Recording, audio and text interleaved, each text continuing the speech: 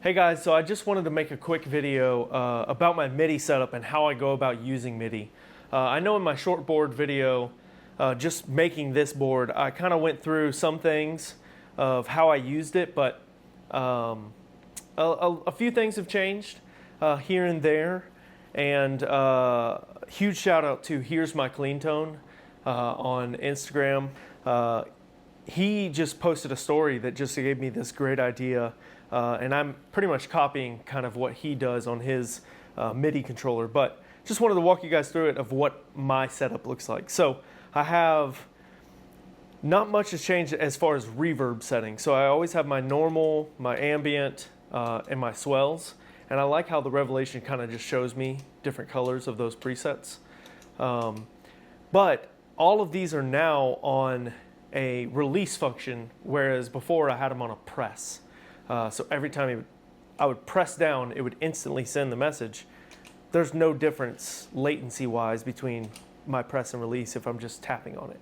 But this allows me to put secondary functions like long press and double tap without it triggering that top message. That's really what he was doing, is setting these to release, which is very, very smart. So now if I want additional functions for my reverb, instead of having to take up a space here or toggling over to a different page, all I do is double press my normal and it takes me to a whole new bank, as you guys see, to where I can make some more presets. And a cool thing is all these actions are on a press, and then I set on a release to send me back to my home page. So if I wanted to do like this max mix one for just really washy stuff like this.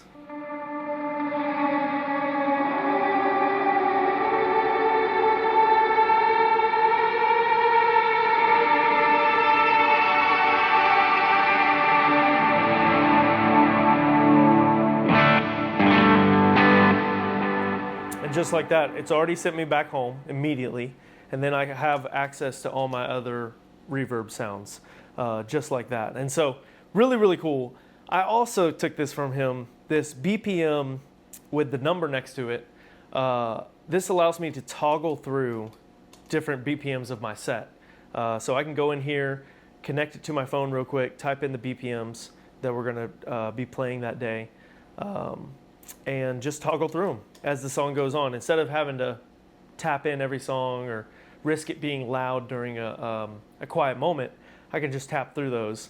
And I still have my tap function on this foot switch down here if I need to. But then, I press this and we're back on track. I also added a long press to take me back in the set, backwards in the set, if we're like repeating a song during rehearsal or something like that, instead of having to toggle all the way through them.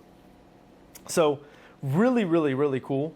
And a way for that number to show up, you can just, if you have a Morningstar editor, little tip that I didn't know, is you put percentage BP, and that tells the Morningstar to look for whatever MIDI clock it's sending and get the BPM for that. Same goes for this delay function. I'm not really changing too many delay sounds, so I have just my quarter note. Let me turn off my reverb real quick.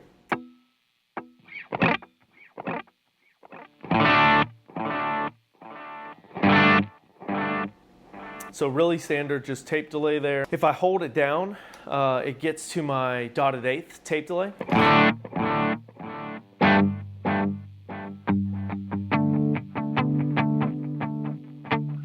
Not crazy in your face. I wanted this one to just kind of just be there. I didn't want anything too crazy. But again, just like this reverb setting of double press, a double press takes me to a delay bank where I have my different settings. So one like this dual tape head.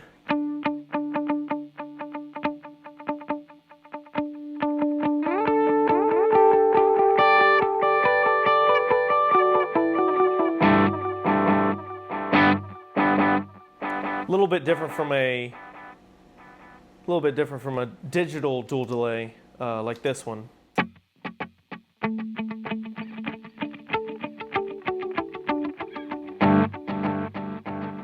Love a good ping pong. And I just set that one to like max out almost. And so, but now again, I'm back on my homepage just like that. It's really, really, really genius. Again, I don't take credit for any of this.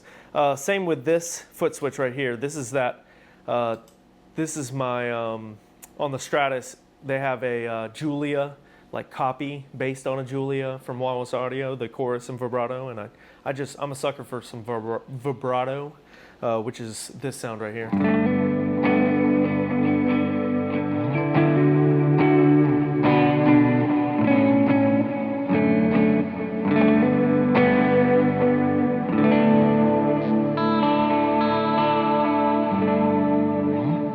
So good, so good.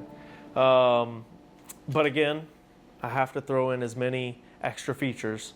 Double press it takes me to an HX1 bank. I haven't really been using it because I usually just keep it on the poly capo, because who likes to look like you're playing with a capo on electric guitar when you can just digitally make it a capo? So I like to drop tune a lot of times with this, so usually just stays on this poly capo. So if I'm doing anything that's in a different key, like I believe coming up for camp, we're doing Mic It Loud, but in F. And so I'm like, oh man, I don't want to do that. So instead, I am dropping it down 4 steps and playing it in an A still, like the original.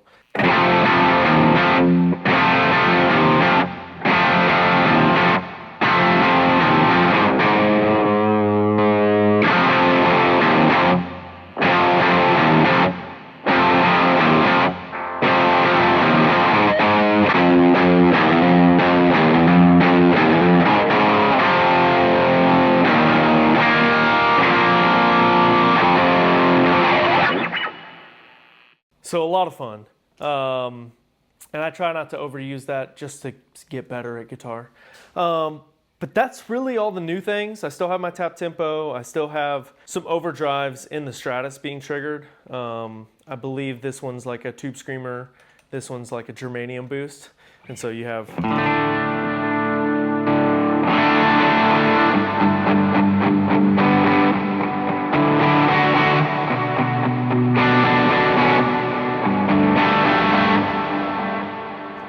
Or just if I want a little bit extra, so like...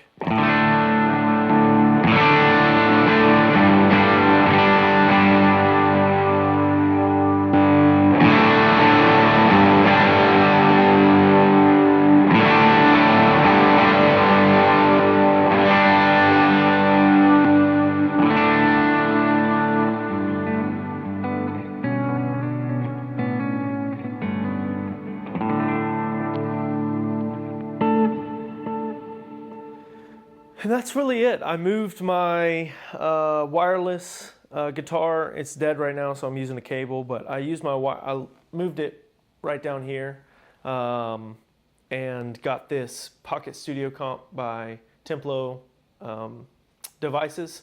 Really, really cool stuff. Go check him out.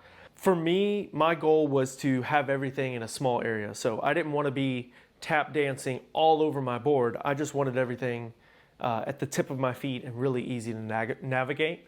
And so that's what this does for me. It allows me to get multiple reverb sounds, multiple delay sounds really simply, and get the sounds really quickly without having to turn on or turn off or have multiples of delays or multiples of reverbs and turning them on and off. All of this gear that you see on camera from the top down and in front of me is in the link in the description. But feel free to reach out and ask me any questions, or if you want to see any other videos in the future. We'll see y'all next time.